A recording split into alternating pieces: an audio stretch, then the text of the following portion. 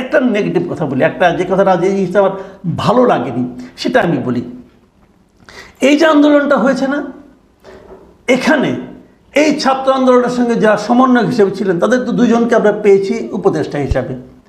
এই দুইজনের একজন এই যে আসিফ মাহমুদ, আপনি যে শপথটা নিয়েছেন তার সঙ্গে আপনার এই লেখাটা কি সংঘাতপূর্ণ নয়? আপনি এটা করতে পারেন না। আপনি ফ্যাসিস্ট, আওয়ামী লীগ বলতেছেন, আপনি কিন্তু এদেশে এখনও অনেক লোক আওয়ামী লীগ করে ভাই, এদেশে এখনও অনেক লোক আওয়ামী লীগ করে। শেখ হাসিনার পতন হয়েছে, তার মানে আওয়ামী লীগের পতন হয়েছে এটা বলার অধিকার আপনার নাই। এদেশে অনেক আওয়ামী লীগের আছে যারা নাকি শেখ হাসিনাকে পছন্দ করতো না, তাদের মনে আঘাত আপনি দিতে পারেন না একজন উপদেষ্টা হিসাবে। আপনার বয়স কম, হয়তো সে কারণে করেছেন, কিন্তু আপনি তো অনেক বয়স্ক লোকের মধ্যে থাকেন, তারা আপনাকে এই জিনিসটা বোঝাতে পারতো। অথবা অন্যভাবে বলি,